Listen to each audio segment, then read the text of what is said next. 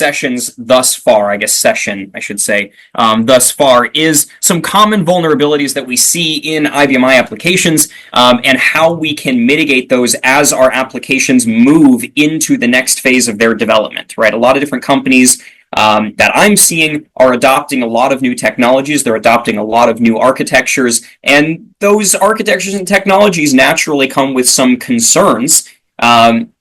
And what I'm seeing, I think one of the inspirations for this webinar series is that what we're seeing is that a lot of the ways that these technologies are being implemented are creating problems for companies, meaning somewhat ironically, I see companies implementing authorization systems to try to make their systems more secure, but doing it in an incorrect way that actually creates deeper problems or more easily exploitable vulnerabilities.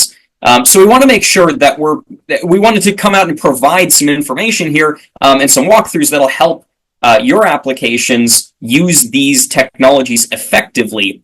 And also make sure that we're all clear on what some of the initial steps are that we can take to start securing these applications.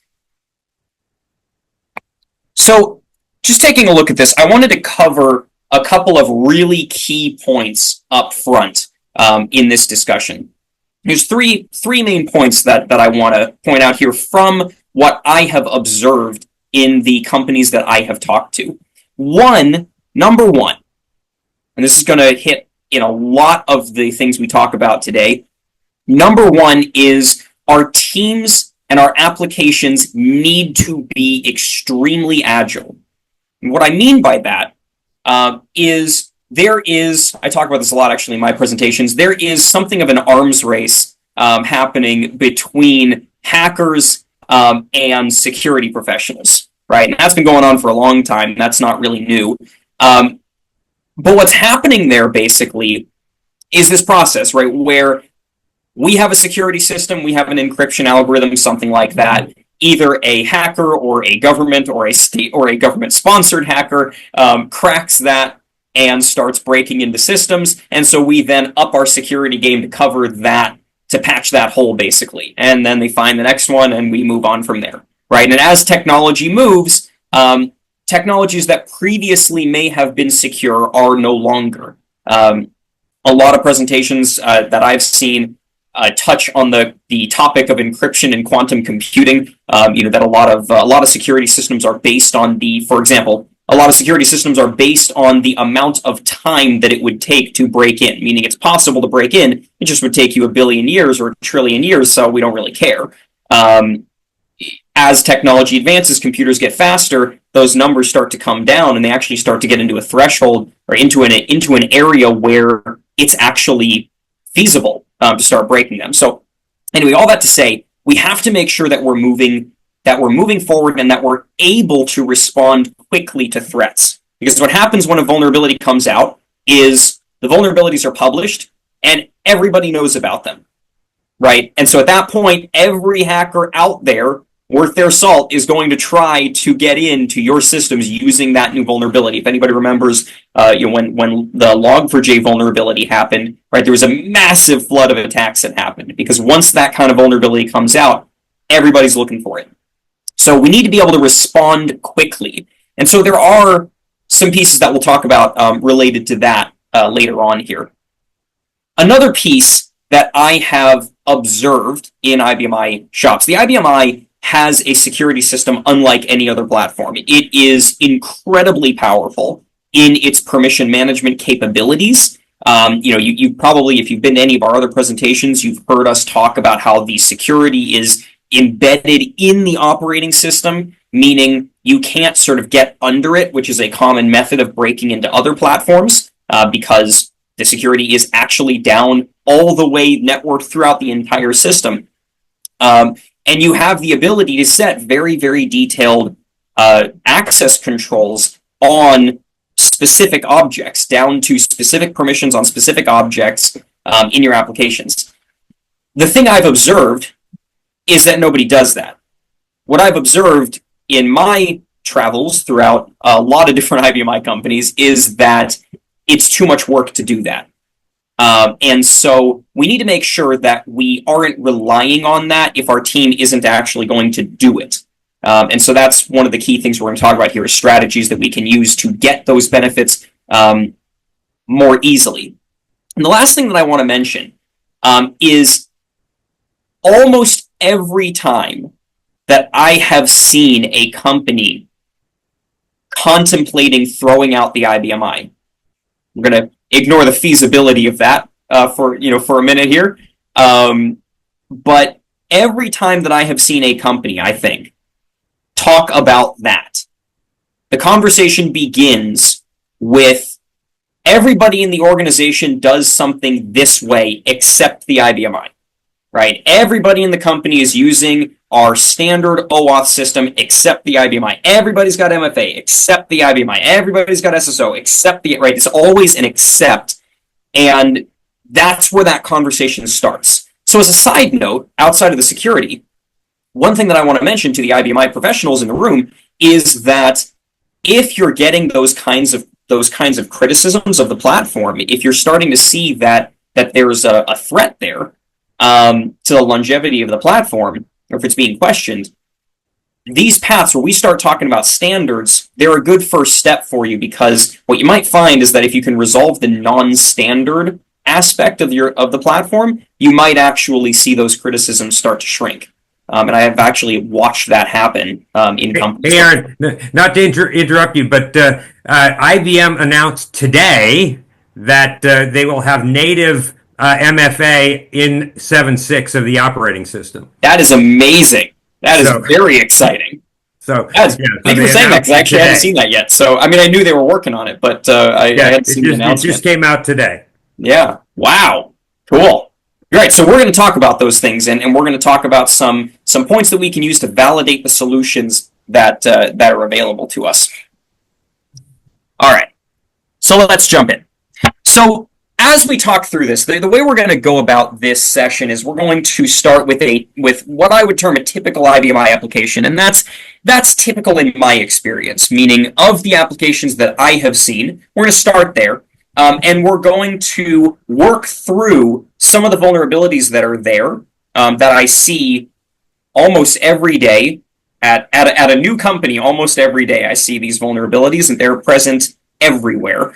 So we're going to talk through these, and then we're going to talk through what we can actually do about them. So let's start out here with this application. Now, there's two major attributes that I want to cover in here. This application that we're going to talk about, and I see this all the time, is we've got an application that is accessible via two methods. You've got direct 5250 access for some users, and then you got a web app somewhere, it's .NET, Java, Node, Python, doesn't really matter what it is. That application is generally going to be coming in over a direct database connection in most of the systems that I see. So you've got 5250 access to the screens, and then you've got direct ODBC or JDBC, whatever the equivalent is for your particular system, coming into the database and interacting with it. And there are some problems there that we're going to talk about here. So let's jump over here and let's pull up that application. So over here, what we're looking at is a diagram of that type of system, right? So I've got my IBMI on the left, and I've got my database, I've got programs, and I've got screens, right, in this application. Obviously, an extremely simplistic view of the IBMI application, but I think it'll do for what we have here. Now, there's two types of users that we have here. We have 5250 users on the right side. These guys are going in directly to the screens, and then we've got our web app users that are coming in through this web app, through some process. We're not going to get into how that side of things works. And then that web app is then talking over a direct database connection to the database. So it's bypassing the screens and the programs, coming in directly to the database. Right, so these are our two processes. Now, just a quick side note, I'm not including what we call screen scraper tools, the GUI, the IBMI screen modernization tools, because behind the scenes, they're typically operating in the same function. So we're more interested at the low level, how you're actually talking to it.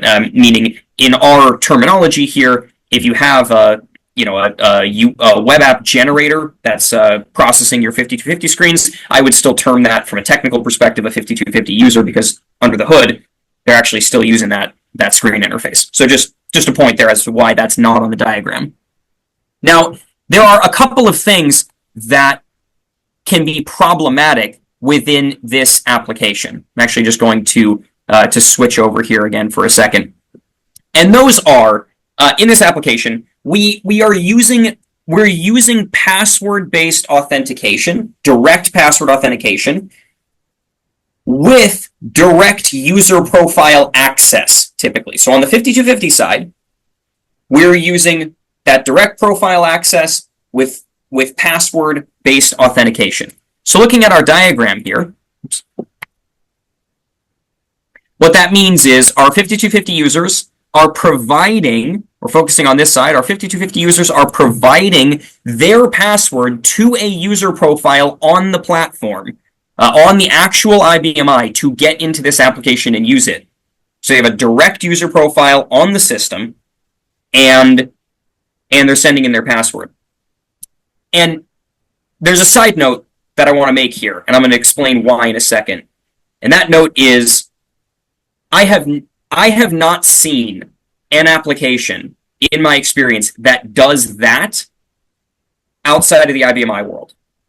I don't think I've ever seen an application that does that gives you direct user profile access on the physical server that the application is running on, right? If I run a web app on, on a Linux machine, for example, I don't give people profiles to connect into my Linux machine.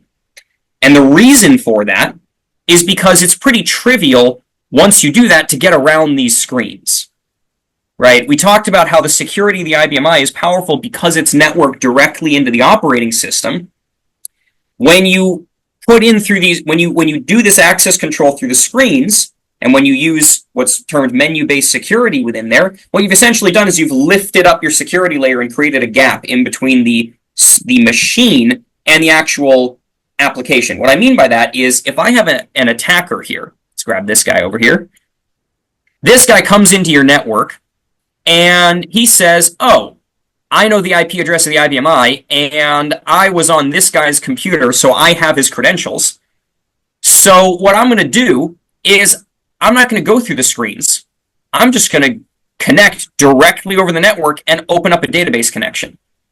Right? Now, all of a sudden, I have access to do things that the application wouldn't have wanted me to do. And the reason I can do that is because I have a user profile on the machine, right? And that's why we don't want to do this. That's why this is not good from a security standpoint to have that situation. Now, again, almost every application I've seen has that situation, so we'll talk about how we deal with that in a minute. But this is the critical problem, right? This user profile can be abused. Now, the response to that, and this is why I covered it up front, is you could say, oh, well, I'm going to manage every object, and I'm going to make sure that you only have permissions to do what you need to do on your user profile. And if your company is able to do that, that's amazing. I have generally not seen that in applications, meaning what I have seen typically is as too much work. And so what happens is eventually you end up with a template or a sort of wide brush authorization that you give to your users that says you have access to this set of objects. And what happens over time is objects are added that really don't need to be in there. And what that means is that this attacker has access to things that they really shouldn't have access to. Unfortunately, you don't usually find out until it's too late. So that's one of the key points here. We don't want that kind of authentication. The other piece, there's actually a problem with both methods here. I want to make sure to talk about this because a lot of groups, I think, are under the mistaken notion, I would say, that the web app is secure because it's not doing that. So the web app here also has a problem. The web app is doing a direct database connection into the IBMI. And I know, you can't respond here, obviously, because it's a one-way webinar, but I encourage you to think about whether or not you've seen this kind of thing in your company. I see it in almost every company that I work with. And that is, eventually, this web app ends up having a profile on the IBMI that is massively over-provisioned. Meaning there's a story that happens here that I see almost everywhere. Basically what that is you have the web app team that needs to talk to the IBMI team, and they keep on sending in their requests, and they keep on calling to the database, and they keep getting rejected, right? They need a new object, they need a new database table, and they don't have access to what they need, so they put in the call to the IBMI team. The IBMI team responds, they get the access that they need, and it takes some time. Well, eventually, both teams get tired of that arrangement. The web app team doesn't want to wait because they've got a deadline, and the IBMI team doesn't want to keep being bothered with that, and so what ends up happening is this guy ends up being an all-object profile. And that is really, really bad, because what that means is that I've got a web app here that is external to the IBMI running on a separate machine that has credentials to the IBMI that can access anything on the system, and this machine is usually accessible to the internet. So now this guy, go back to our little attacker over here, this guy says, oh, if I can get into this Windows application, I don't even need to deal with IBMI security. Yeah, the IBMI is solid. I don't even need to worry about it. All I need to do is get into this guy, and I've got credentials then that have all object authority on the IBMI. I do whatever I want, right? I'm free at that point, right? And I've watched these vulnerabilities take shape, and I've watched them exploited, and it's really, it's a very natural thing that happens, but it's a huge problem from a security standpoint. So what I want to go through here is, okay, what can we do about these two scenarios, right? Both of these access methods have huge problems, right? One is, again, just to recap, is the direct profile access, and with passwords, which I will say, actually, I do see a lot of people who have, for example, like a Word document on their PC or a sticky note on their PC that has unencrypted their IBMI credentials in it, which, again, I understand why people do it, but that just, exponentially increases the danger of this setup, right? So we've got poorly protected credentials that can be used to connect to the machine, and we've got over-provisioned credentials from another direction that can be used to access the machine. So both ways, we got a big problem here. So let's take a look at what we can actually do about that process, or about that type of application. Well, the first thing, let's target that 5250 access first, right? So just for reference here, we're talking about this guy that's got direct profile access from human users. The problem here is that you have an attacker who comes in, who gets the credentials, and then can access the system directly. So one great way of dealing with this, that is used across the industry, is adding in a layer of multi-factor authentication into this system, right? If I have multi-factor authentication on my 5250 sessions, and I'll talk about, we'll go through very briefly what that is for anyone who's not familiar with it. If I have that, then if that attacker gets my credentials, they still can't get into the system. They still can't get into the application, because this is for a human user, and we have an additional factor beyond the password that they're going to need in order to get into the application. All right, so MFA is a fairly clean way of getting this in. Now, actually implementing it in the IBMI takes some work, and I'm hoping that IBM's announcement will make that easier. It does take some work, though, and we need to make sure that we're using it for all of the access methods that our users have. So we're going to actually go through this, but first, I want to just mention that, kind of back to the initial thing that I said in this presentation, just having MFA, checking the box that we have MFA, is not good enough, right? We need to make sure that it is actually secure and that it is actually fitting with our organizational standards, right? So there are some pieces here that go beyond just saying, okay, great, I've got an MFA system. Now I can sit back and, watch the attacks be repelled, right? That's not going to work. So let's jump in and take a look at MFA and how we can get that done. So first of all, you need to understand the basics of MFA. So fundamentally, what MFA does, multi-factor authentication, is we have an additional factor with which to validate our user, right? Password-based authentication has one factor. It has a password. That is the one thing that you are using to validate the user, which, since it's based on based on knowledge, it can be stolen. It can be taken off of your machine remotely, relatively easily. What multi-factor authentication does is it says we're going to add an additional piece that is different, that is fundamentally different. For example, something the user has, like a phone, like an authenticator app, like a key generator fob or another device. And it also, or it can add something that the user is, meaning biometric authentication, right? Probably you've all seen this kind of thing. Your banking app on your phone might, scan your thumbprint or do a facial recognition to get you into the application. That's the other option, is getting those kinds of pieces, those kinds of systems in. Now, what that does for us, going back to our diagram for a second, is let's say this attacker has the password to a user. Well, this authentication process just got more complicated, where what happens is you authenticate, and then you have an MFA provider up here where this screen then comes out and it says, hey,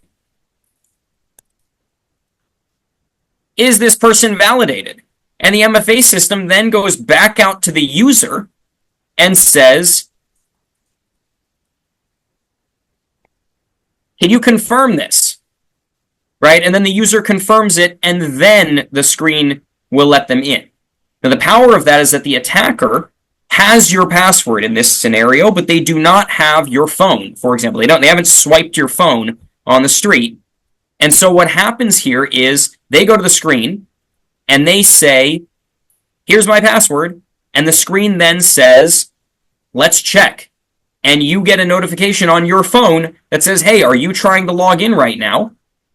And you say, no, I'm not. And not only will that block this access, but it will also usually flag it so that you can actually investigate the address that it came from, and potentially report and block that user, right? So we need to make sure that, so this process improves the security of this flow, because it allows us to ensure that just having the password is not enough to get into the system. So we set that up in our last presentation. I just want to go through this really quickly so that you guys can see that this actually can be done. So what I have here in my application, this should look pretty familiar to everybody. So what I have here is my my MFA enabled 5250 application. And what I'm going to do is I'm going to try to sign in. So I'm going to come in here and I'm going to say MFA user, right? It's my lockdown user, and I'm going to sign in, right? So it's normal. I'm not doing anything different here at this point. Now what's going to happen is when I try to log in, that's going to send a message over to my phone that says, hey, is this you trying to log in? And it's going to give me an approve or a deny button. Now I'm going to come in and I'm going to say, yeah, that's me.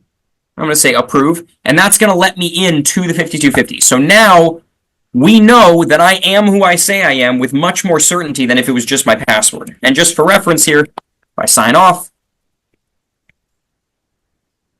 and I come back down here and I sign in again, and then this time I go in and I say, and no. And then I'm going to say, actually here you can see it actually says, is this suspicious or not? I'm going to say, no, it's not suspicious.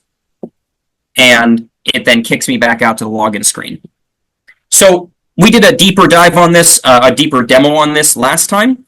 I'm going to switch back over to our diagrams for a second to explain how this works, because that's really what we want to add today, is how we're actually doing this.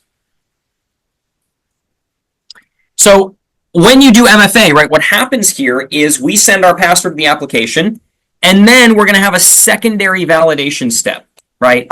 And so what that's going to do is that's going to enhance the security of our 5250 connections by ensuring that, again, I am who I say I am with more validity or more certainty than just with a password. So the way this works is my 5250, you bundle in with the user, my 5250, right? It's going to talk to the screens. They're going to then go request a push notification, like we said in our diagram, and that's then going to go out to my phone and back to the MFA. Now, what we need to make this happen is one more piece here.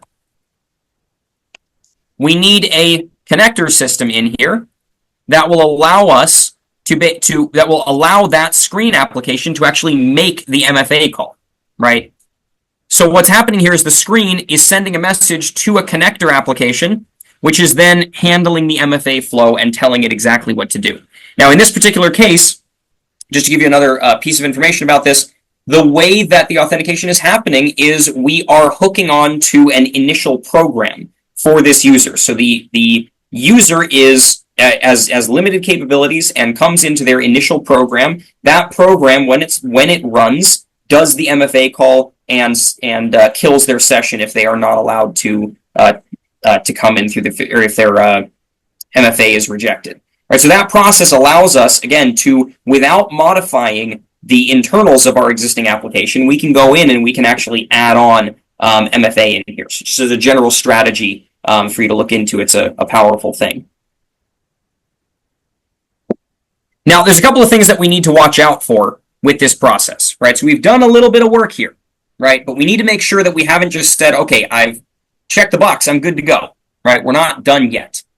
So a couple of things that I want to call out here. The most important one for MFA is we want to make sure that it is using standard MFA providers. What do I mean by that? I have seen MFA implementations that use either a homegrown system, a not widely used system, or can use a very a powerful system, but not an industry standard one. There's problems with both of those structures. One is whenever new software is developed, right? There are always problems. We want a battle-tested system.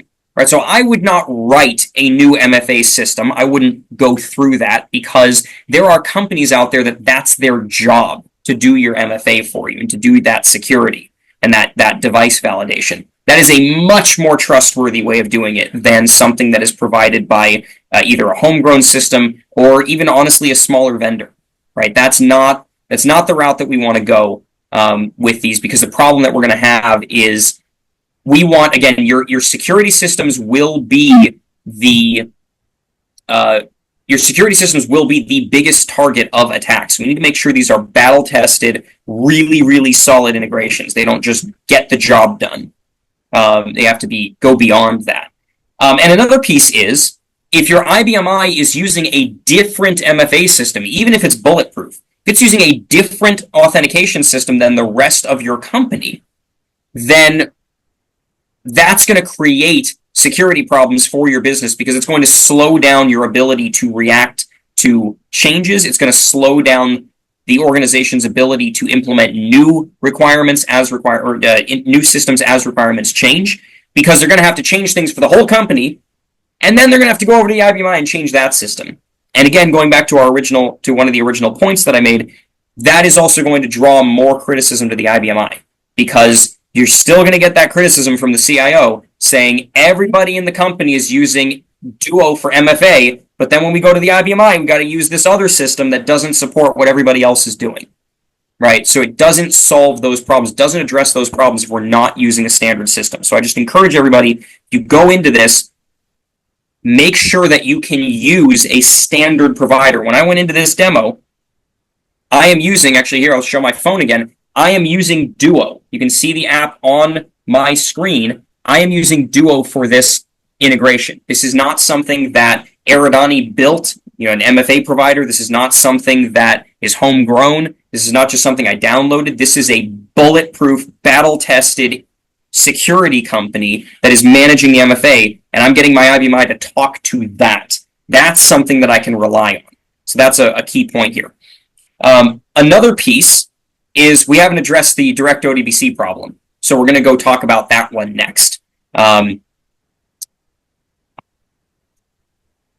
So once we've got that set up, once we've got our MFA, right, we've now helped out with this side of the system, the 5250 side. Now we're still giving direct profile access, which isn't great, but in many applications on the IBMI, it's a much larger effort to get away from the 5250 entirely. And again, screen scrapers don't do the job because they don't get that part done because they're still going through it behind the scenes. So it takes work to do this. So we'll talk about that in a later stage here. So we've covered this side, right? So this part that we have now helped out with, right? We basically said, okay, this guy's pretty good, right? This side of things is pretty solid. But we have an issue with this access here, with this direct database access. And again, I have watched these vulnerabilities come up and I have seen them exploited, right? Because again, just to reiterate on our situation here, we have a web app here that has direct, usually over-provisioned credentials to the IBMI. Now, there's a couple of impacts of that. So let's zoom in on this guy. There's a couple of impacts of that. One is that the IBMI team doesn't really own the IBMI's resources. And that's sort of an interesting point. So I want to dive into that a little bit. What do I mean when I say the IBMI team does not own the IBMI? Well, what I mean is the IBMI team can't work freely on their application because other teams have direct access into the system. So again, another point here that may resonate with you. I've seen this over and over and over again. When we have this kind of structure where we've got direct ODBC, especially with these higher permissions, the reason that's happening is because this web app needs to access our database or it needs to access our programs. If it's going directly at our data, which is the deepest level of our application, that means that this web app has to deeply understand our IBMI application, right? So for example, it needs to know what your database table layout is, right? It needs to know what all of them are so that it can write the appropriate queries. It needs to know what each column is, what the names are, what the types are, how it's all set up so that it can set up integrations effectively. The problem with that is that this creates an extremely tightly coupled integration between these two systems, right? So this guy is very, very rigid in how these two integrations are, or how these two systems are talking to each other. What that means is the IBMI gets locked in to its existing state. Meaning, if I want to make a change to the IBMI application, potentially to patch a security vulnerability, and that's going to change a column in one of my database tables, I can't do it because I need to go call the web app team and say, hey, we're going to change our database. So you need to go through your whole application, find every single query that interacts with this database table, and you need to make sure that you've updated it so that it fits with our new structure. And then what's going to happen is your web app, if you're lucky, you get a quick response. But what I see typically is the project manager on the web app team says, well, I don't have time for that. I got a product release that we're trying to get out. So we'll get to it in 6 months. Or if you're lucky, we'll get to it in 3 weeks. That means you're waiting 3 weeks to make a security patch to your application while you're waiting for the web app team to go fix their stuff, to go update their side. Because if you make the change without talking to them or waiting for them, their application breaks. So what that ends up doing is it slows down the IBMI to a crawl where we can't maintain the system, we can't keep up. So vulnerabilities come out and we have problems with maintaining our system and staying up to date because we're locked in tightly to all of the other applications.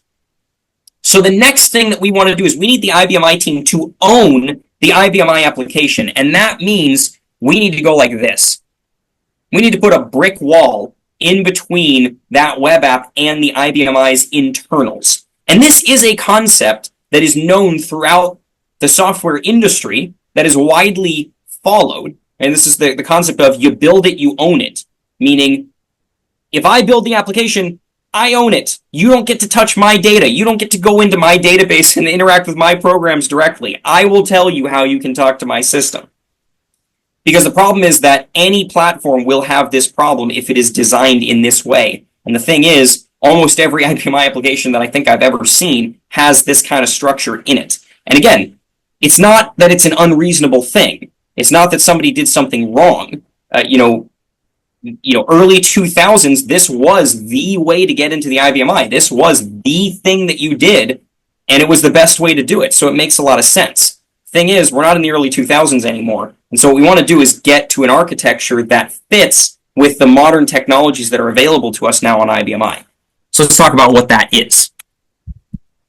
So in here, we want to set up a business function interface to our IBMI application. And everybody will go through that layer. And what that layer is, most commonly, is a REST API. Now, there's plenty of other ways of doing this. Messaging systems are totally valid. Kafka's totally valid. All those other service buses, totally fine. Message queues. The important point here is you've got a standard interface that says you will talk to the interface and it will figure out what to do on the IBMI. And critically, that interface is owned by the IBMI team.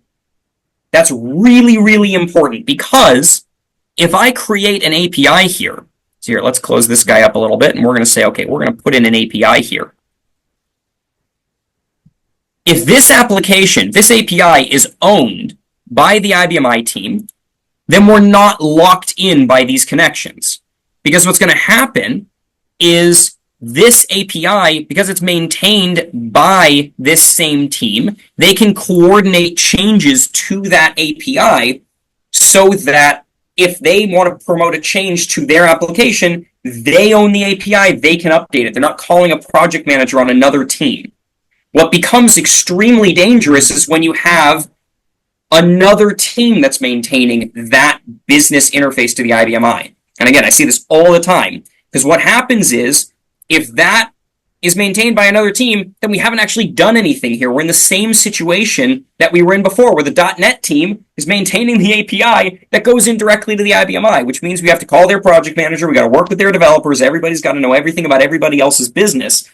We haven't actually solved any problems. We still have the maintenance nightmare. We still have the security problems. We're still moving at a crawl in terms of our application development, and we're still breaking stuff in production because we have this organizational structure that is creating problems in the application. So critical point. Just having an API in your ecosystem doesn't solve this problem. We have an API and it's maintained by the IBMI team. It is part of the IBMI application. And what that API does is it says, I'm not going to give you an interface to run a query against my database, because that encourages you or makes you tightly coupled to my system. I'm not going to do that. What I'm going to do is I'm going to give you a business function over a secure interface to get into my application. Right, so meaning, we'll get into an example of this in a second, meaning you don't get direct ODBC access to my system. What you do is you talk to my API when you need something, you authenticate securely, and you call a business interface, meaning you don't say, run this query to get the account data. You say, hey, IBMI, give me the account data. And we will figure out how to get that data to you. We get to own the system. The IBMI team owns the system because they own the IBMI application. That's how we want to set this up. That will allow us to move faster, and it also solves the problem of the direct, highly provisioned profiles, because the .NET team doesn't even have a user profile on the IBMI. They call your API, and your API talks to the IBMI database. So that's how we want to set this up. Let's do it. So Aaron, it also solves the problem of people connecting to your database that you're not in control of. Right. So you don't end up not being able to maintain, reorganize your database tables or do other kinds of maintenance functions because somebody keeps connecting to your IBMI database. Right. We've seen that. I don't mean to laugh at other people's pain, but it is kind of funny to me that, people get into this like whack-a-mole game, where they're trying to they kill a database connection. And because the .NET team is really good at what they do, they set up their system so that if the database connection drops, they just connect again. So, you got your IBMI administrator who wants to make a change to a database table that won't affect the application, but they can't get a lock on it because there's a connection open to it that's using it. So they kill the connection, another one opens up, 10 milliseconds later, and they keep on, wait, I just closed that. Going through and trying to get these things to shut down. Yeah, we see that a lot. And again, it's just another example of slowing down our maintenance to a crawl, which means we can't keep up with standards, right? Not even ignoring 0-day vulnerabilities and things like that, which you should never ignore. But ignoring that for a moment, right? We can't keep up with the standards. We can't be ahead of the curve because we're stuck waiting for all the other teams. So again, put that brick wall in there, cut a little hole in it that says, you can ask me for this, and I will figure out how to do it. You put a mailbox in there and you say, right, you put your request in here, I will process it and give it back to you. You don't get to see what's behind that wall. That is how you separate these systems out so that you can get much more effective systems. So let's jump in and generate an API. We're gonna take a look at this and how this functions. So again, thinking of this as though we currently have an API. Let's say we currently have an API that uses that has direct ODBC access for the applications that need to talk to it. So what I'm going to do here is I'm going to go over to my API system and I'm going to say I want to generate an API. So what I'm going to do here is I'm going to say, okay, let's do the simplest API that we can come up with. So we're going to do a what we call a one-to-one.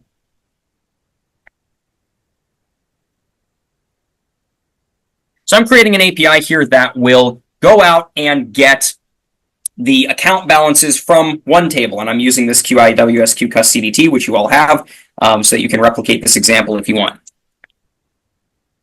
going to give this a name, and I'm going to say, go ahead and create an API for me.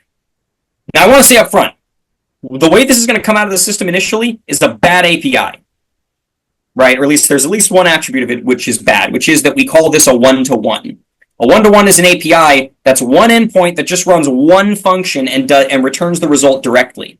If you build APIs like this, you haven't really solved the tight coupling problem. And I'll show you why. Because if I compile my API, give this a second. I think I'm asking a lot of my computer between the screen sharing and the compile. All right. Then we start this guy up. And then what I'm going to do is go over to Postman. And I'm going to call this API.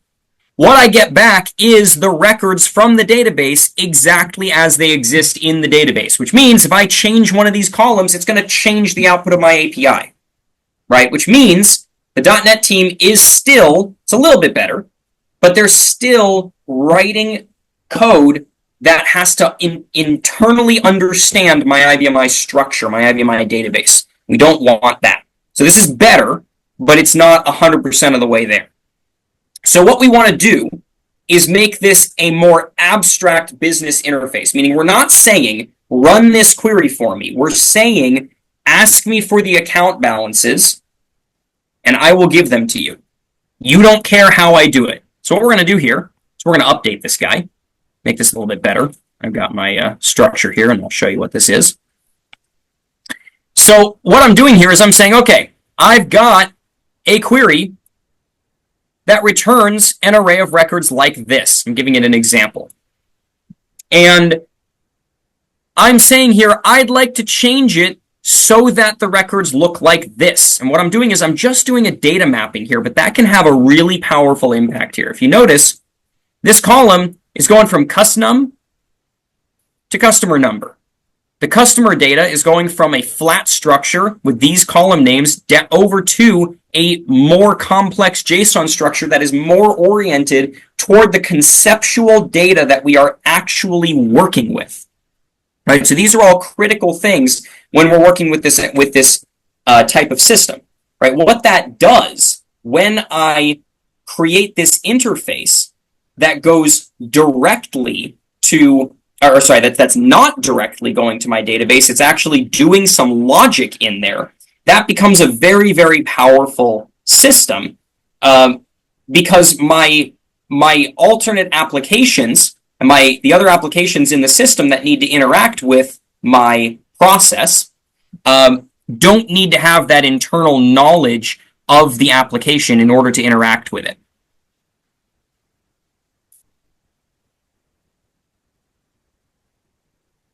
Okay, so we're back here.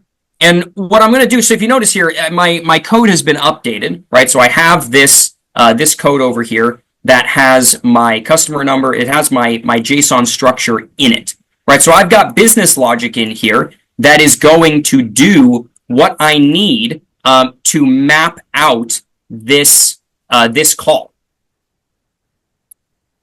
So give me a second here, and we're going to go get this up in Postman. Actually, I apologize. I confused myself for a second. Hold on. We're going to just go here and we're going to do a package dev. Okay. 1 second here.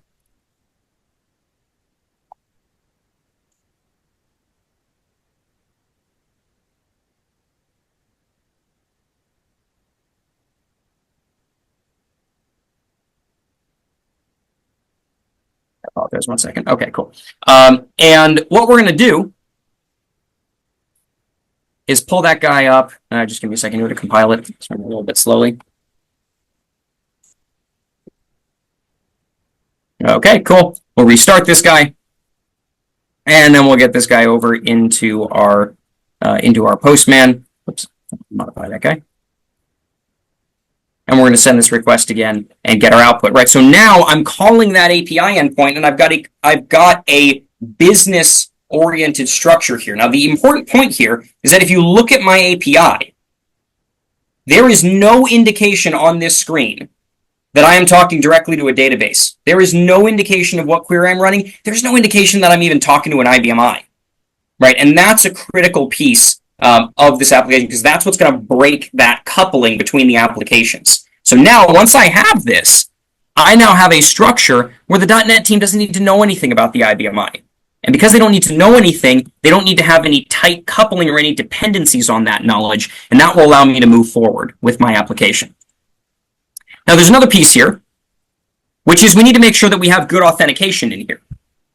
So, because if you have an API that's using poor authentication mechanisms, you haven't really solved anything, right? So we're going to use JSON Web Token-based authentication for this. JSON Web Tokens, for anyone who's not familiar, are the backbone of OAuth. If you've worked with those technologies, you've seen these before. But just very quickly, I have a JSON Web Token in my application in my call here. Basically, what a JSON Web Token does is it gives you basically gives you an access pass that has been granted by a trusted authority. Right? So the analogy that we like to use is like when you're in school, you get a bathroom pass or hall pass. Right? What these are doing is they are a pass that is issued to you by a trusted authority, the teacher, to go do something very specific. Right? That's what a JSON Web Token does. We're not giving you credentials to the system. We're not giving you an all-access pass to do whatever you want to do. We're not just letting you roam the whole world freely. We're saying you can go here, and if you have a question about whether or not this is valid, you can go talk to the teacher who signed this one. Right? So we have a trusted authority that is granting you access, and it is not an IBMI user profile. It is restricted only to the application. So looking at this, the way that this works, I actually have my token already. What I do to get in here is I first talk to my authorization server, I send it my credentials, and I get back a JSON Web Token, which looks like this. It looks like a bunch of garbage. It's actually not garbage, though, and I'll show you what I mean by that. This token, I just put this into a decoder so it shows exactly what this is. This token says, in its payload, it actually says, this token belongs to the user Aaron at aaronani.com, and it provides these authorities. So it is allowed to do these specific things, right? It's not a user profile on the IBMI. It is an application credential set, and we can validate. This website can't do it because it doesn't have the key to validate this, but your actual server will validate that this token was signed and generated by a trusted authority. So when I take this key, if I go to my Postman, and actually what I'm going to do first is I'm going to take it out of this call because I already had it in here.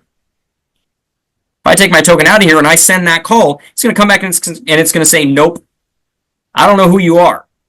right? You're not allowed to talk to this API. Now, when I put this token in that says I have the account balances read authority, it's going to go in and it's going to validate that token. It doesn't just blindly take it. It's going to validate the token to make sure that it is actually signed by an appropriate authority. And then if it is valid, it's going to check the authorization. It's going to check the scopes that I have in there, and it's going to decide whether or not I can call this API. And just to give you an example, or just to prove this, if I delete a character, let's say I tamper with this JSON web token, I delete a character out of it, and I send this call again, it's going to say nope, because it's going to say internally the signature validation failed, meaning I don't trust this token. It's been tampered with, and I can tell that it's been tampered with. So yeah, I'm not taking this. Right, so this is going to keep, again, our system much more secure. Now, when you go into this process, when you get into this kind of authentication, there's another critical point here, now that we've set that up in our application, which is we need to make sure that our authorization here with our JSON web tokens is secure in itself, meaning we want it to be standard. We want to be using standard authorization providers. And we need to make sure that if passwords are still being used, which if you notice in my Postman call, I have a password in here. If I go over here, you can actually see I've got a set of credentials in here and an ultra secure password in this demo application, right? I've got a password in here. So we need to make sure they're being stored and validated securely. And I've seen a lot of applications that make a mistake here, where they've got, for example, a database table that is that's storing all the passwords in it, or that's encoding them base 64 or something like that, which can be decoded trivially, right? We need to make sure that our passwords are protected. If you are storing passwords in your own system, which is possible, but if you're doing that in here, we want to make sure they're being stored securely. So the recommendation I'm going to make here is that you store them using what's called a one-way hash. Within Eridani Connect applications, we use an algorithm called BCrypt. And basically what that does is it says the way we actually store that password, my password. My password is just password. But the way it's actually stored in my system is like this. And this value, it is mathematically impossible to determine what the original password is from this. So somebody can steal my password database and they won't have gotten anything, because it is mathematically impossible to retrieve the original password from this hash value. Now, and it is possible, though, if someone has the right password, to validate using this that they have the correct password. So it's got this great attribute in there where we can validate passwords, but they cannot be stolen. So this is how we want to make sure we're doing this. Now, that's that next step. So going back to our diagram for a second, we now have an API layer. We don't have direct connections. These guys are using JSON web tokens to access the system, right? To access our API, which is owned by the IBM team, that's then locking that down. And so now what we can do here is we can say, all right, we've pretty solidly covered this access. So now our web app team is going through the API. Our 5250 users have MFA. And what we've now done is this attacker, no matter where they're coming in here, they're going to have problems, right? They can't just use the password because they got the MFA call, and they can't extract credentials from this web app because there are no credentials in there, and they can't just go directly to the database because nobody is allowed direct database access. They can only go through the API, and even if they have access to the API is going to restrict what they're allowed to do and give us an extra layer of security. So this guy has effectively been neutralized from what we have seen in our application. So this is a pretty good state to be in. If you can get those pieces in there, the MFA for the 5250 and cutting out all the direct access and getting it through a standard layer that's maintained by the IBM team, that's going to dramatically improve your security. As a side note, it's also going to improve your maintenance and your performance and a whole lot of other attributes of the application. But that's for a different webinar. So I want to just, in our last minutes here, I want to take a view toward the future and what you can do here in your applications. As we mentioned at the beginning, we need to make sure that we are agile in our application development so that we can keep up with this security arms race. And we need to make sure that we're using standard modern security systems so that we don't get that uncomfortable criticism, but also so that we can actually maintain effective authorizations on our system, right? If I look back at that API for a second, this authorization is way simpler, which means we can actually manage it. This web app is not being granted access to specific objects, object by object, as they're working with it. The 5250 users aren't getting that either. What they're doing is they're getting business function scopes. They're getting a permission that says you are allowed to read account balances. And then on the IBMI side, we're managing what that means. So that means we're not doing individual accesses for individual users. It's going through the API layer, so nobody actually has access to anything. They go to the API and they say, I want to do this business function, and we can then control it from there. So we don't ever have to grant someone a direct access to an individual object. So those are some of the key points.